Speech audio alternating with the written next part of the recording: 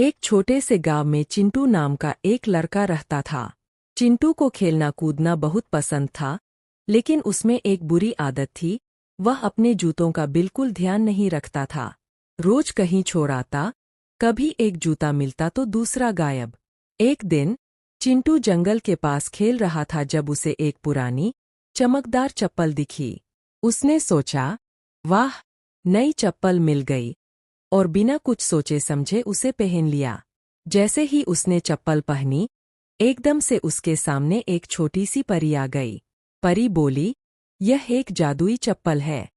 यह तुम्हारी हर इच्छा पूरी करेगी, लेकिन अगर तुमने इसे खो दिया तो तुम्हारी सारी इच्छाएं वापस चली जाएंगी।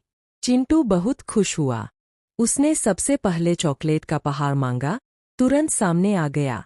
फिर उसने दोस्तों के लिए एक रोबोट मांगा, वह भी मिल गया। लेकिन जैसे ही वह खेलते खेलते थक गया, उसने चप्पल उतारी और एक पेड़ के पास रख दी और भूल गया।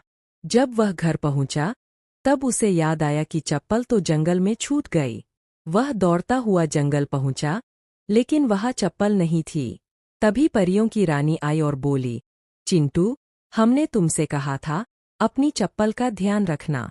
चिंटू ने माफी मांगी और बोला, मुझसे गलती हो गई, मैं दोबारा ऐसी चूक नहीं करूंगा। परी मुस्कुराई और बोली, सीख ले लीन, बस वही सबसे जरूरी था। जादुई चप्पल चली गई, पर तुम एक समझदार बच्चा बन गए। उस दिन के बाद चिंटू ने कभी अपनी कोई भी चीज इधर-उधर नहीं छोड़ी, और गांव के सारे बच्चे उसे मिसाल बनाकर अपनी चीजों का ख्याल रखने लगे। सीख, हमें अपनी चीजों का ध्यान रखना चाहिए। हर छोटी चीज भी मायने रखती है।